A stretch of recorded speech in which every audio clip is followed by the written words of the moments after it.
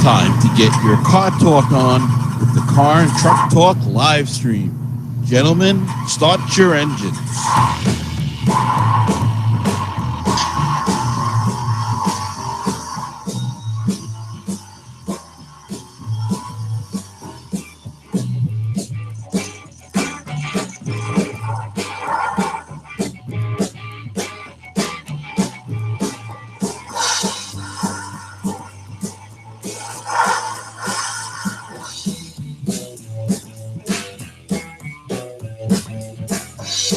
And hello, everyone, and welcome to Car and Truck Talk. Wow, what a rousing rendition there. I'm joined with my good buddy, Rick Nazzolo. Hey, Rich, how are you? It's been such a long time. It's amazing how fast time flies, huh? Yes, it has been probably a few years since we did our last podcast, and we want to thank everyone out there in podcast land for keeping this podcast going. I was checking the downloads just today, and every week there's plenty of downloads, so there's plenty of interest in the show still, and we appreciate you downloading the show, listening to us on iTunes, and also over at the TuneIn app. You can hear the show. Just search for Car and Truck Talk. And Rick, geez, it's been a few years, and a lot of things have changed in just a few short years. Oh, absolutely, Rich. That's the industry here. It's just constantly evolving, constantly changing, and new people getting involved with new designs, new engineering. It's just amazing that we have to keep up with it. I mean, it's our business, it's our industry, and we have to stay on top of it in order to really be competitive and keep our knowledge up. Yes, we do. Always constantly evolving. The technology is improving. I remember when we started doing this podcast, 7, 8, 9, 10 years ago is when we first did a few shows. And it was tough. It was tough to get a podcast out. Now there's all kinds of different avenues. You can stream live on YouTube. Just a few years ago, that was just a far-fetched notion. You can't even imagine something like that probably 6, 7 years ago. But here we are in 2017. We're doing this podcast on cars, trucks, buying, selling. We're taking your questions. Of course, that depends on the live listeners to call in, and we're recording this live over the TalkShoe network. And if anyone's out there listening live, you can call in at 724-444-7444. And then, of course, you can enter our call ID, which is 77402. I know that's a lot of information, and I'll repeat it during the show for anybody that may be listening live. They want to call us maybe. There's also a chat room right at the TalkShoe.com site. And Rick, cars, trucks, and SUVs, not a lot has changed with the buying, selling aspect of that, but plenty of technology changes in the last couple of years. Yeah, Rich, it's amazing that they just keep coming out with new things, and it's just unbelievable. As far as diagnostics are concerned, luckily, if you still run an OBD2 system, you'll be able to still diagnose vehicles through today, through this time period that we're in, 2017, from naturally 1996 and up was the OBD2 introduction. Of course, you're limited with the do-it-yourselfer, but you could still do quite a bit as far as diagnostic to pinpoint what's needed to be done on your car. Obviously, you can't get too much live data. They do give you some things out there. There's some Actron does make a live data scan tool, but it's not as in-depth naturally if you would have went to a dealer with their systems. Yeah, the dealers have the latest technology, the latest computer systems that are tuned to work with their specific vehicles, especially the newer ones. And, you almost feel sorry for some people because they buy into the new technology with the keyless remotes, the keyless starts, things like that. And God, they go down to the beach and they lose that only key that they brought with them. They might have traveled a couple hundred miles to go down to the shore wherever you're from, either the East Coast or out on the West Coast. And, it happens. You lose your keys. Well, when it's one of those electronic keys, it's a major problem. You just can't go down to the hardware store and get a key cut like you used to be able to do many years ago. But now, Rick, you got to have your car towed in. probably have to spend several $100s depending on the model, but you almost have to feel sorry for some of those people around the summertime when that happens to them. Absolutely. And even with keys being locked in vehicles, it's another whole issue because a lot of them are keyless entry. There's also issues when your battery dies. If you have keyless entry, it's just a whole big, really a can of worms is being opened. It's not like years ago. And you really have to kind of baby everything these days. It's just more technologically advanced, but when it works, it's fantastic. But on the other hand, you do have to take care of things. You can't throw your keys down like you used to because these transmitters are very fragile. They have PC boards inside. All these keyless entry fobs now, they're very easily to break. A lot of people still put them on large keychains with many keys on there. And just by that being in your pocket can chip away at the plastic and in time break that PC board. And you're looking for, I'm talking about the keyless entry, you're looking for prices on that, and they have to be programmed. And what you're talking about with the actual keys themselves, a lot of them do have those chips in it for the ignition system. And if they break, you're talking a few $100s you have to spend on the key fob, the key itself, not the fob, the actual key. Then it has to be programmed. So you got to pay a technician to program it. The actual key blank itself, which is very expensive. It's not like you said, not like that $1 key. You can go down to a hardware store at the end of the corner there and get a new one. Yeah, I was working last week at a dealer, and I got a couple calls. They happened to be from the same customer, and he had bought this car many years ago and had it serviced at the same location that I work at now, but it is not the same dealer. Happens to be a high-end car, a Jaguar, and the poor guy, "Oh, you have any Jaguar keys?" I said, "No, unfortunately, sorry, sir. We're no longer a Jaguar dealer here. You're going to have to travel probably 50, 60 miles to get that key programmed and purchase it." So I even went the extra mile for him, gave him the phone number of the place, and, hung up the phone. I was all happy. Well, guess what? The next day, the same guy calls back. I guess he was thinking maybe he would get somebody else on the phone, but oh, wow. He got me. "Excuse me, you make Jaguar keys?" And I'm like, "No, I don't." "Didn't you call the other day?" And, "Oh, yeah. Do you have that number?" He asked me for the number again.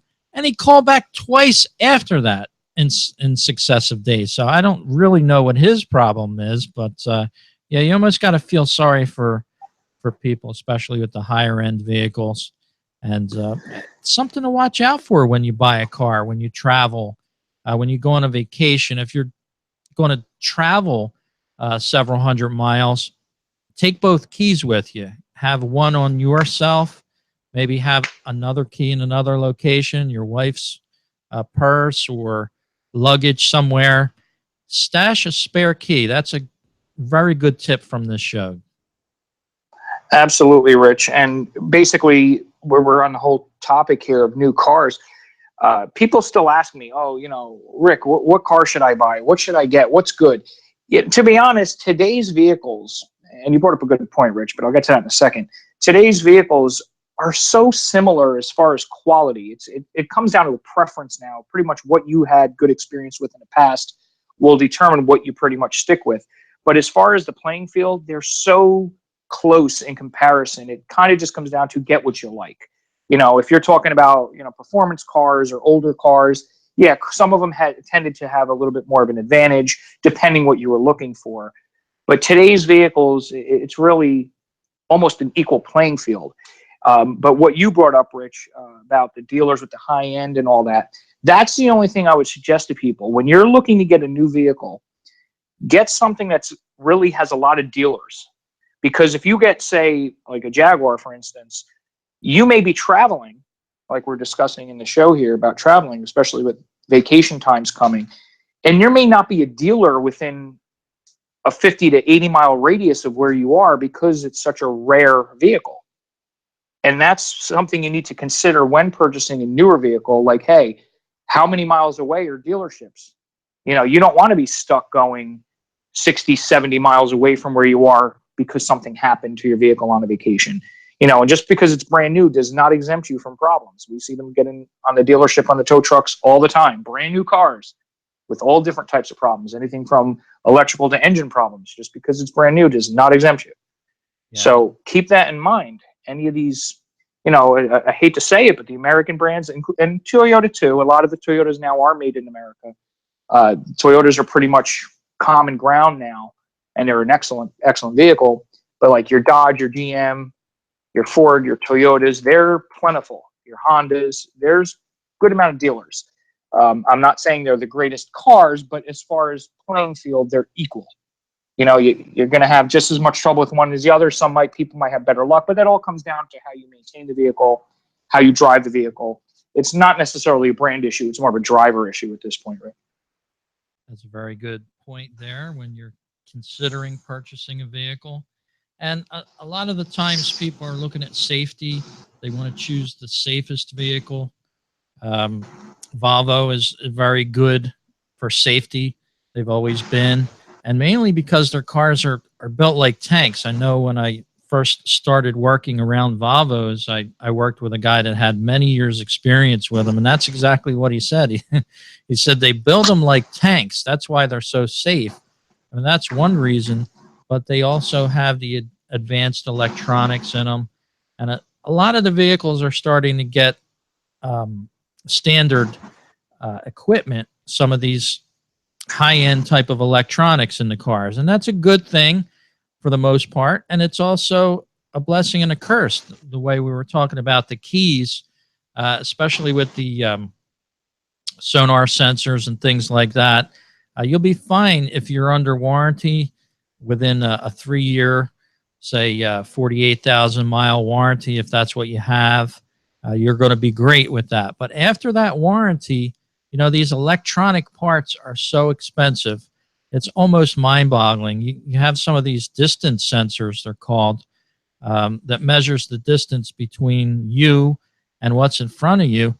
They might run $2,300. So after 4 years and the car's out of warranty, be very wary about buying vehicles that have all these high-end features, because unless you get a nice, very good, comprehensive aftermarket warranty with your vehicle, you might be holding the bag on a very expensive car that's going to cost you a whole lot of money to fix.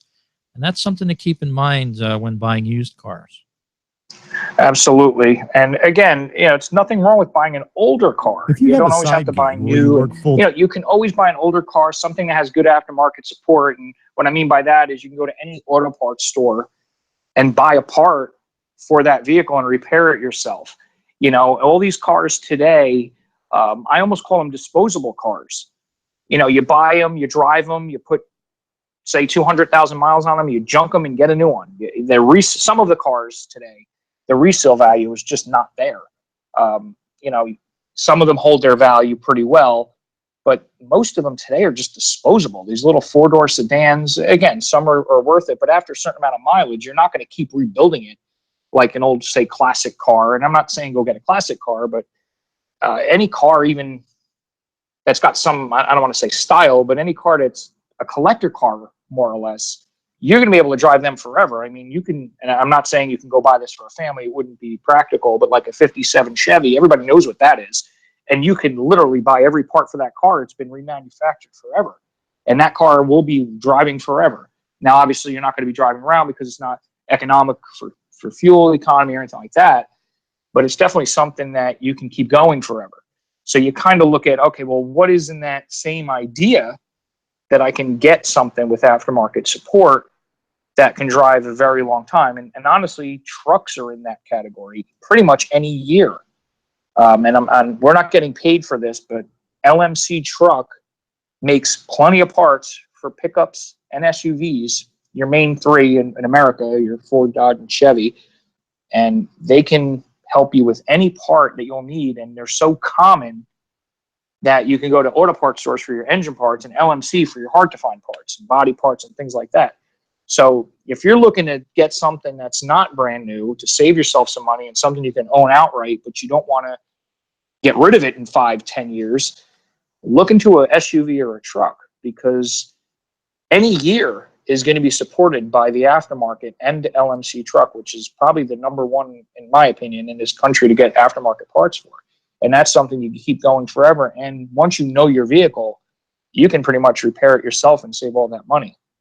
Yeah, and what Rick is referring to with aftermarket is you're not going back to the dealer for those parts, and that's where you're going to pay a premium for them. You're going to pay a premium labor on the installation for them. So that's what he's talking about with that. But with the vehicles that were sold last year, it was a record last year, Rick. 17.5 million vehicles were sold brand new in this country. And 3 years ago, in 2014, there was a record amount of cars leased in 2014, 15, and 16.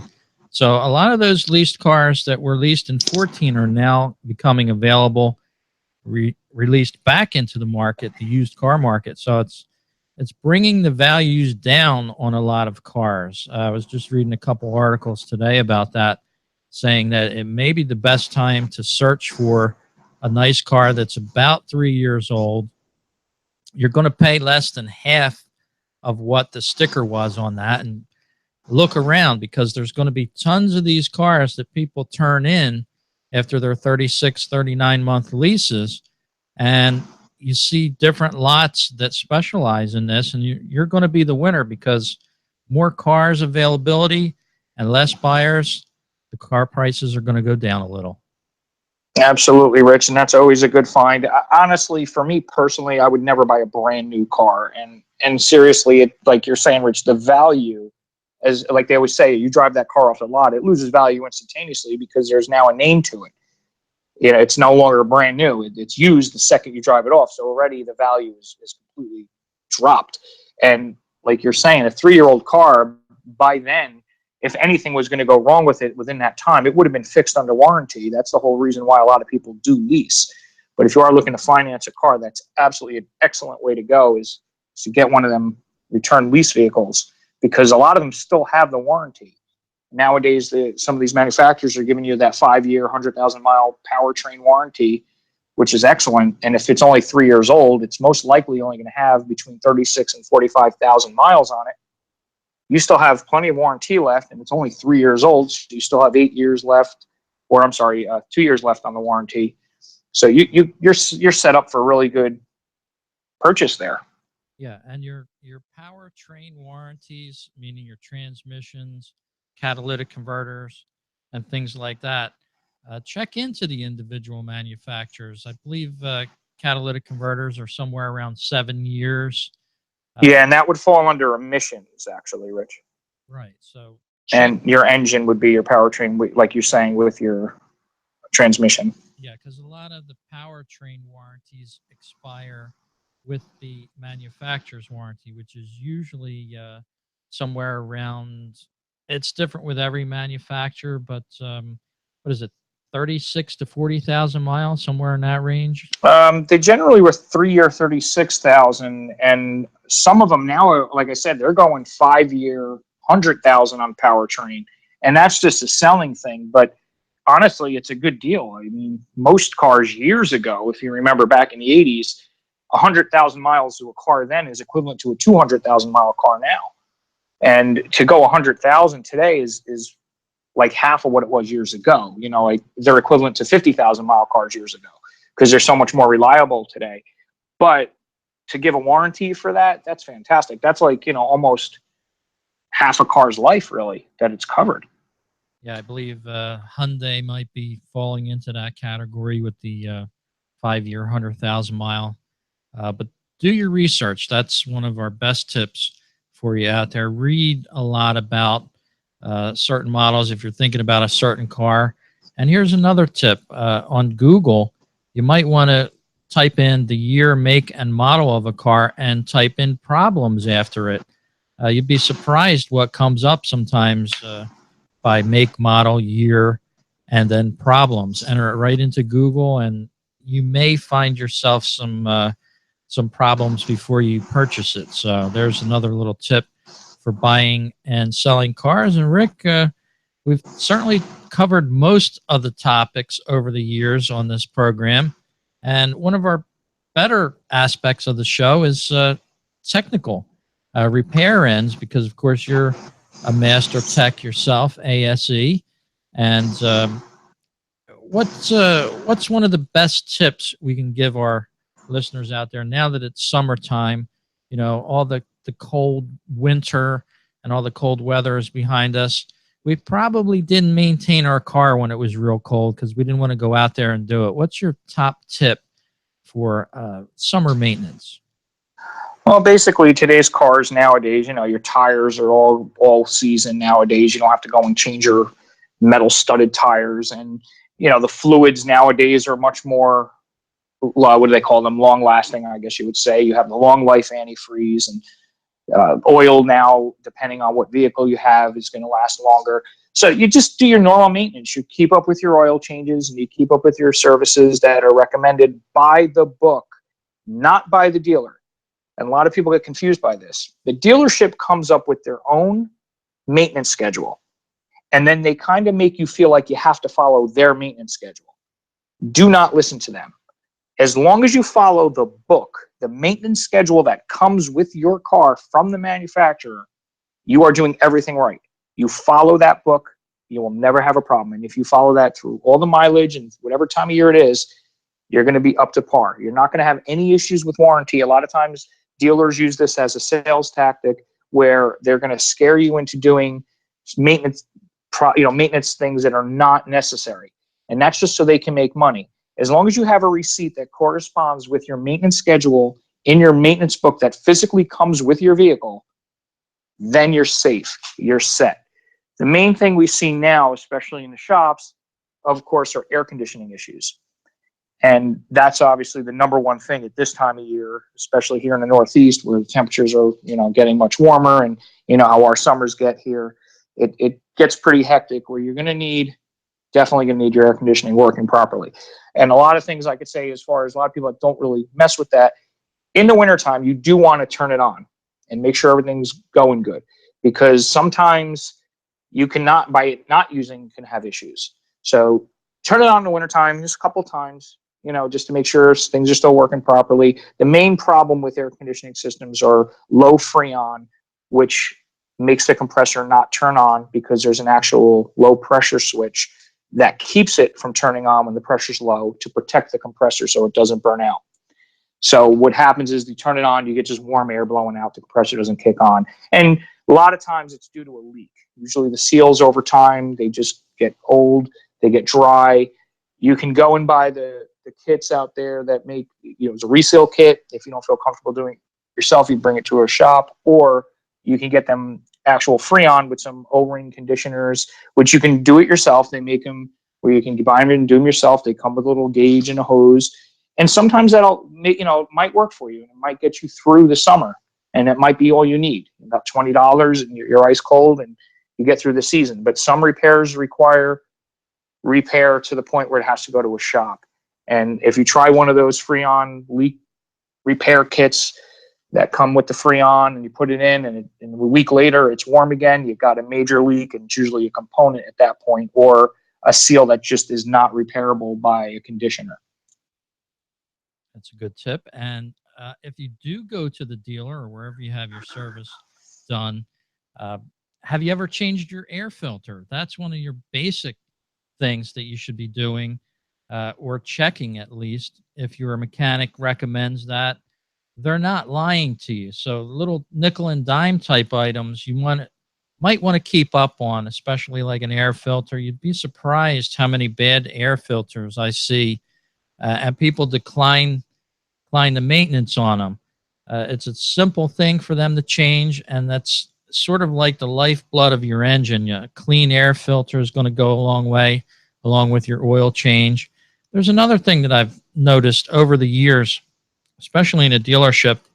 One of the dealers offered free lifetime oil changes with the purchase of a vehicle, which I thought was a very generous offer.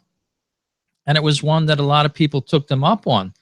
And if there's one thing that happens with that, is people actually do their maintenance. When they got the free oil changes, they're there like clockwork, showing up to get their oil changed. But, you got other people out there, they have to pay cash for them or whatever. And, they might not do it this month. They might postpone it. And the only thing you're doing is inviting a problem. So the little things, I think, are what you might want to key in on some summertime maintenance. And as Rick was saying, that air conditioning, when you turn it on in the springtime, and you're supposed to cycle it even in the wintertime, but you may smell a musty odor coming out of the vents. That's something that could be caused by some mold or mildew in the system. Generally, you may have a cabin air filter in there. You might want to get that changed. And there's also a climate control flush that they use to take that dirty odor away. So if you turn your air on, you smell this terrible, musty scent.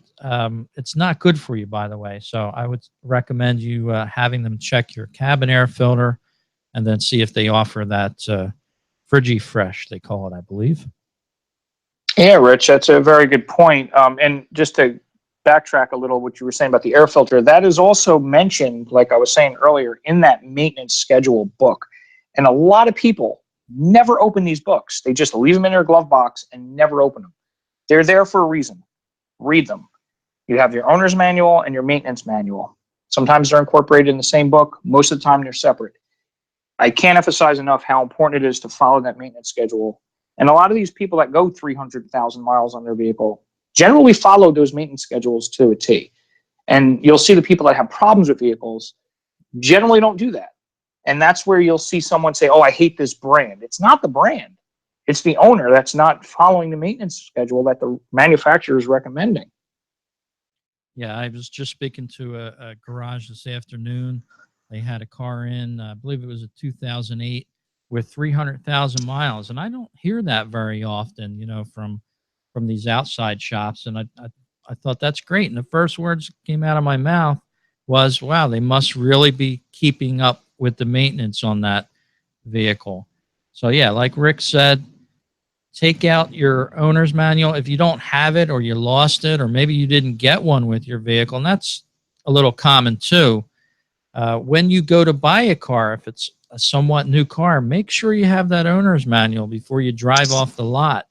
And certainly if you get home and you notice it's not there, then call your salesman and tell them, you need an owner's manual with this vehicle.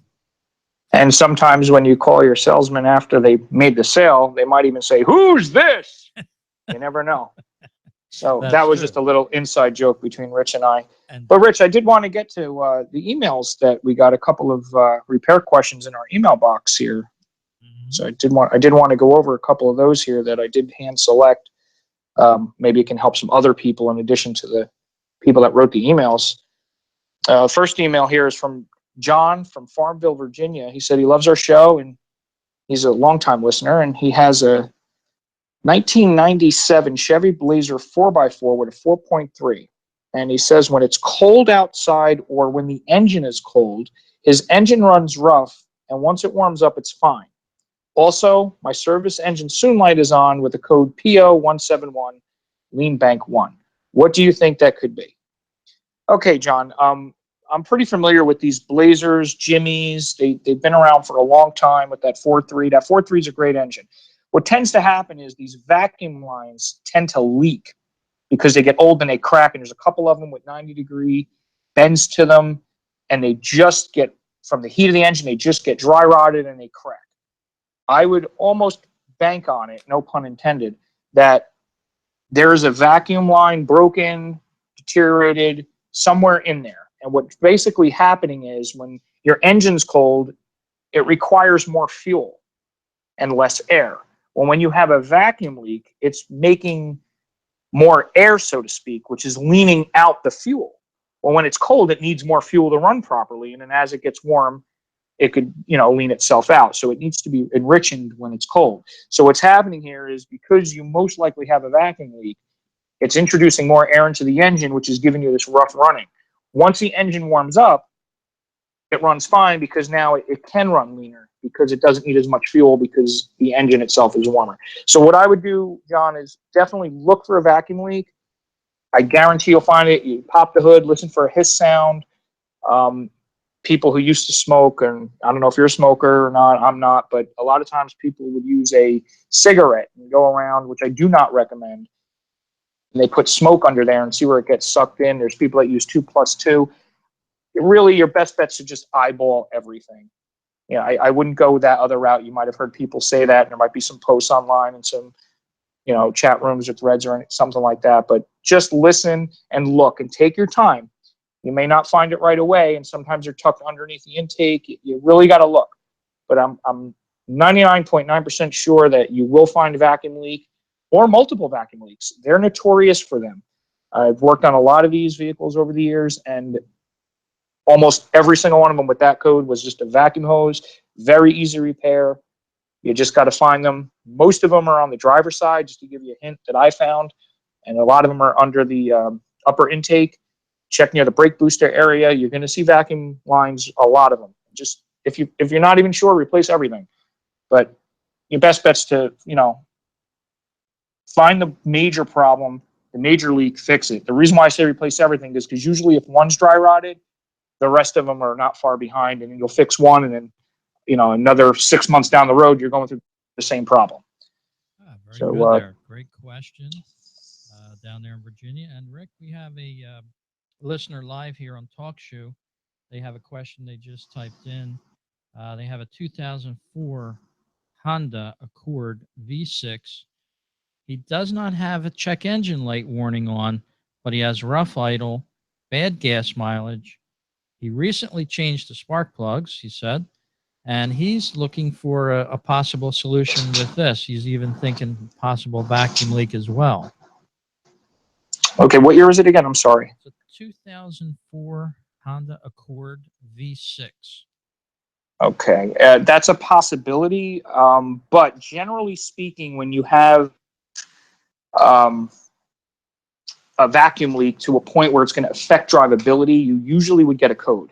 It is OBD2, so you would almost have a similar code as a P0171. If there's no codes in it, and you said it was bad gas mileage and running poorly? Yeah, rough idle. You recently changed the spark plugs, and that was always my number one tip from the counter in an aftermarket type situation. You know, somebody would come in, having a little, you know, rough gas mileage. I'm not getting the same mileage that I used to have. It's, you know, running a little rough. What do you suggest? Well, you know, there's a number of different things it could be, but right. First out of my mouth would be spark plugs. Yeah, the very first thing you're going to want to do whenever you have something that's not producing a check engine light, see, the OBD2 systems will definitely detect what they call a misfire in any of the cylinders. If it's not producing enough of a problem where it's making that check engine light come on, but you notice a problem, the first thing you have to do is a full tune-up, which would require your spark plug wires, your cap rotor if it has a distributor. If it's distributorless, you would just go with your, you know, your boots that go on your coils. Definitely replace the spark plugs. Air filter, fuel filter is a highly missed thing. It's possible you have a partially clogged fuel filter, which will not produce a code, and in turn make your car run pretty rough because it's not getting the adequate fuel pressure that's needed. And you can probably diagnose that with a fuel pressure gauge to determine what it should be at. But there's a possibility your fuel filter's maybe not been changed. It might be the original one. If that's the case, it won't throw a light.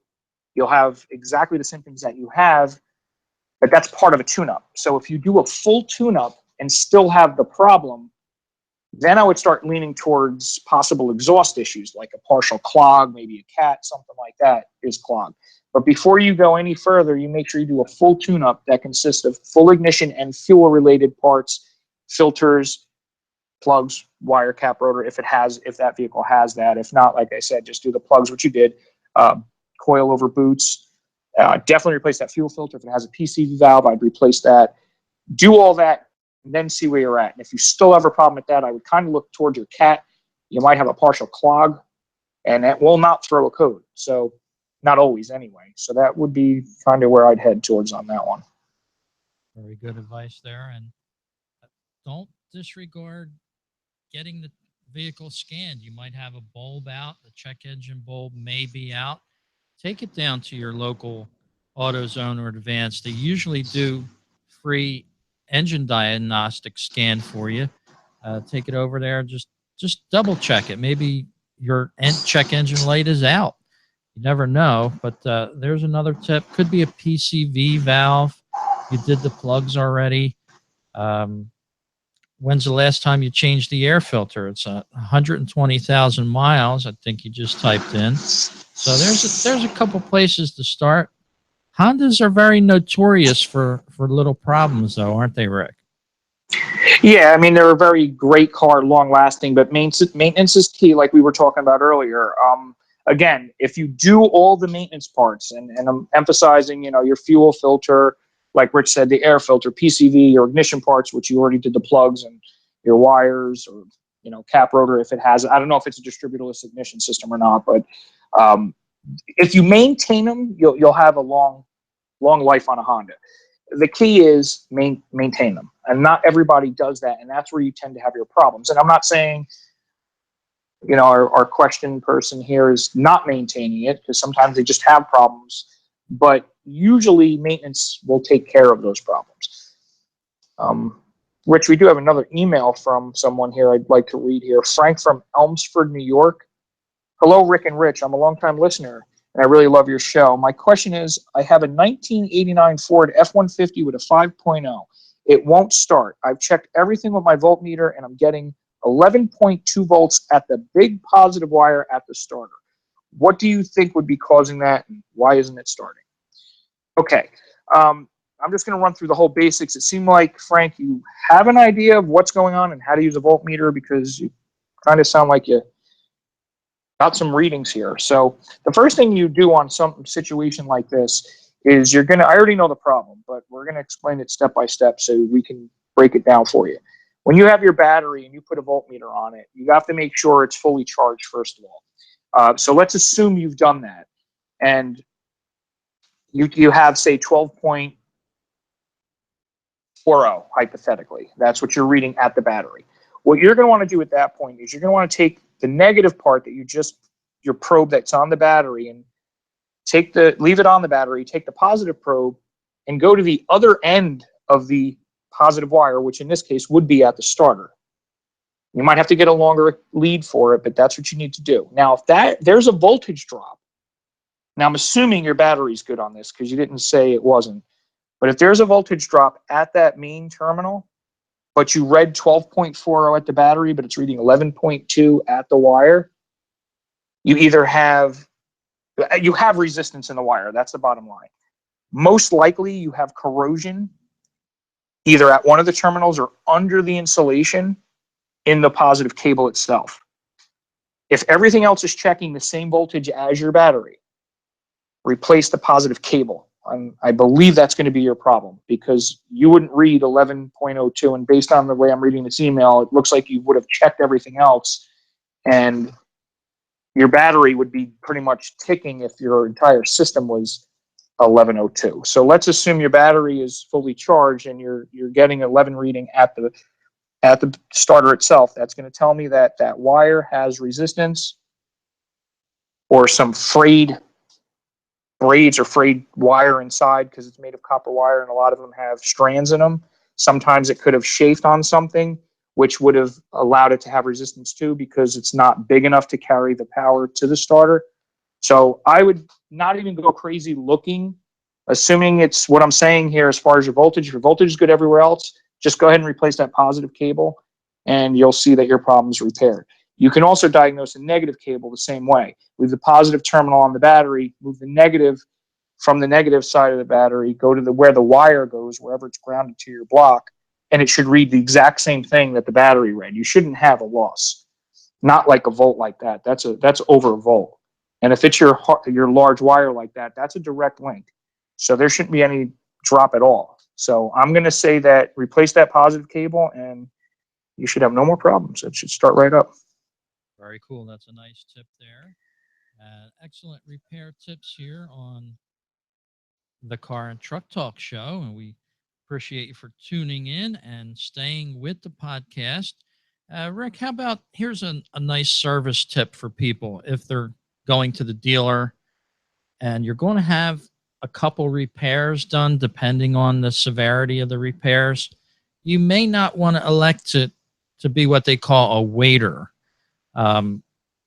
Every now and again, it takes a while to get your vehicle into the shop once you arrive. If you have an 11 a.m. appointment, the shop might already be busy at 11 a.m. So when you get there, of course, yeah, we're expecting you. It's 11 a.m., but they don't have an open bay in the back reserved for you.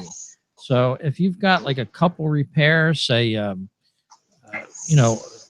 outside of a normal oil change or something like that, then you might not want to wait for your car because they can't always guarantee that the time that it's going to be finished is going to be correct. And a lot of different aspects come into that once you arrive at the dealer. You do have an 11 a.m. appointment, but it's not like somebody's waiting behind the scenes to jump right in your car, bring it in, and so on and so forth. I hear a lot of complaints by customers for that very reason. And, a mechanic is not a magician. They can't just run out, bring your car in, do what they need to do with it within an hour or so, and get it right back to you in some instances. So you've got to allow them extra time to get your repairs done, your maintenance done.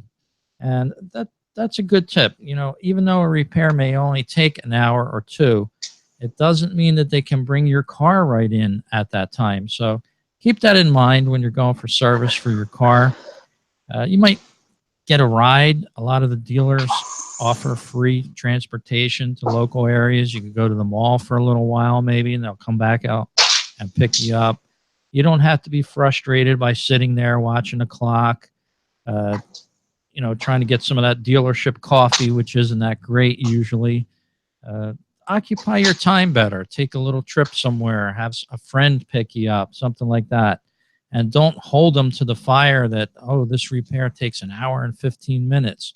Because in most instances, that work doesn't get done right away.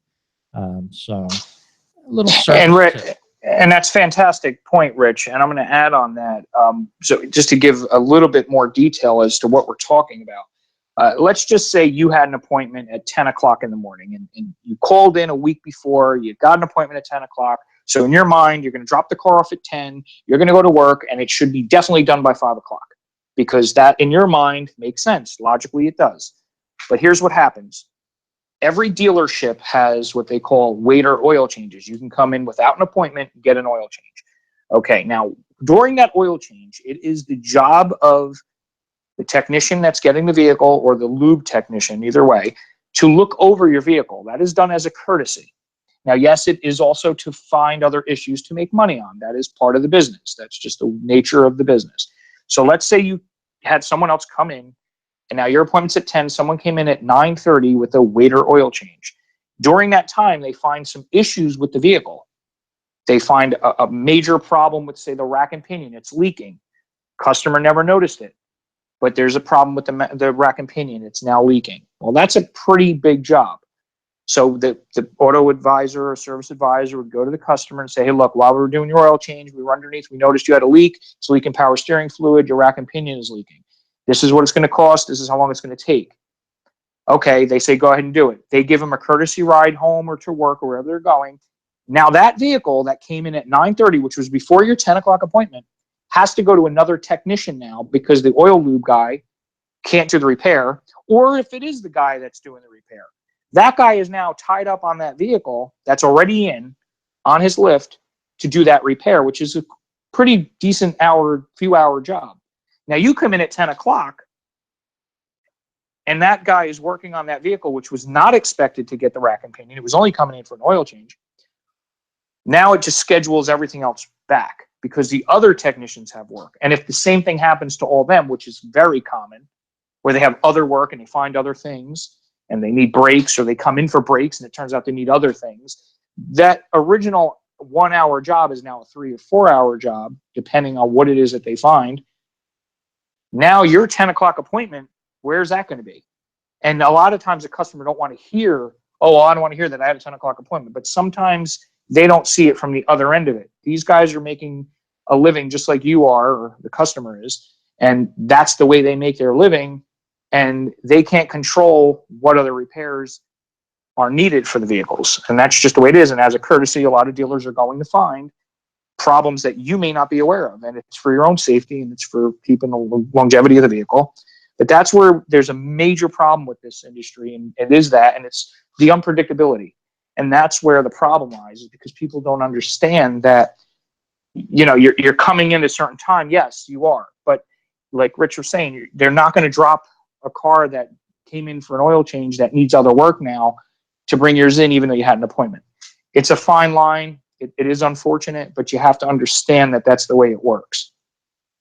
Yes, not always a black and white situation. There are a lot of gray areas, and you know, it's a complicated business, and it's a lot of technical issues. It's a lot of safety issues, and it's not like an advisor or a mechanic is sitting back there saying, "Oh well, their car's not going to get done." It's not that kind of situation. They'd love to get your car done, and that's what their careers are for. And you know, don't penalize them. Another good tip is a lot of what a mechanic does and what a service advisor does at a dealership depends on the scores that you give them, believe it or not. And a lot of customer surveys these days, especially at dealers, are the lifeblood of that person's job. If you throw them under the bus with a low score, you're going to almost guarantee them getting a few pegs knocked down, if not, you know, not being at that dealer very long, simply because you gave them a low score or you had something bad to say. You know, they're trying to get your vehicle done for the most part, and they're trying to service you properly. So, you know, cut them a little break.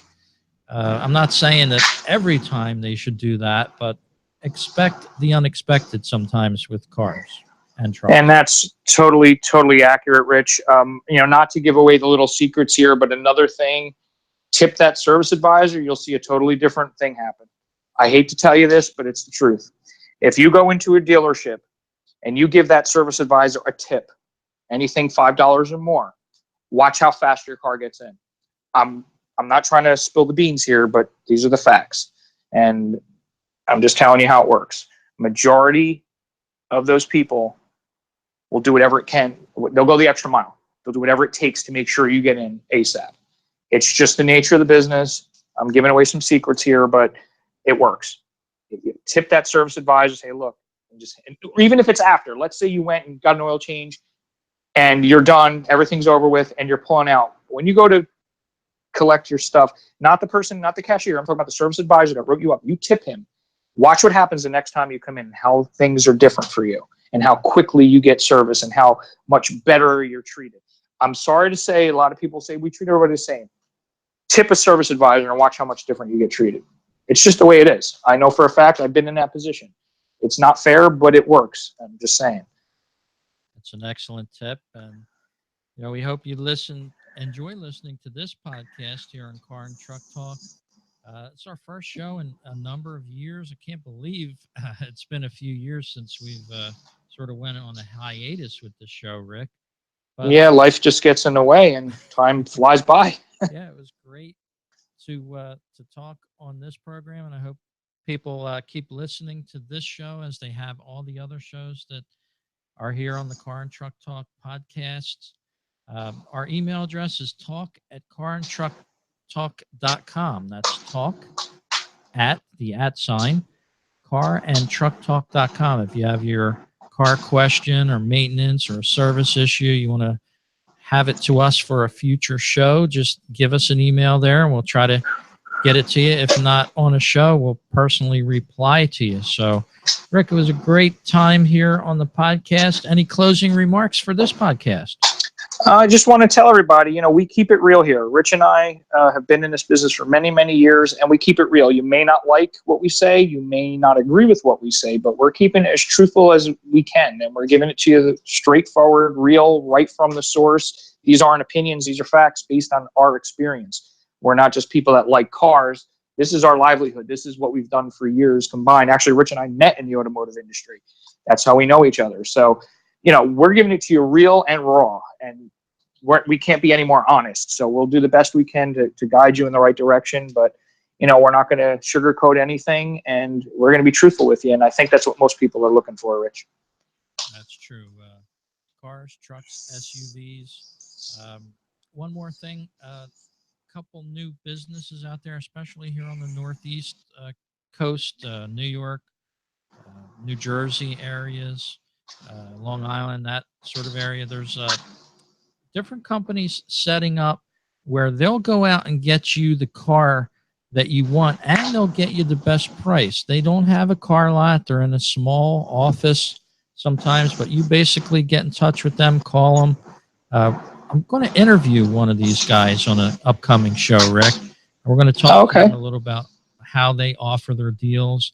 They're sort of like an auto broker. They go out and get the best deal from you. Say you're looking for a Ford Taurus or a Chevy Malibu lease, and you don't want to go to the local dealers. You want to pick up a phone. You want to call somebody locally and say, here's what I want. I want a 2017 Chevy Malibu, white, leather interior. What's my best price? They're going to go out, deal with their different vendors that they deal with, and come back with that very vehicle for you. And you might just save some money. So we're going to talk with them on an upcoming show.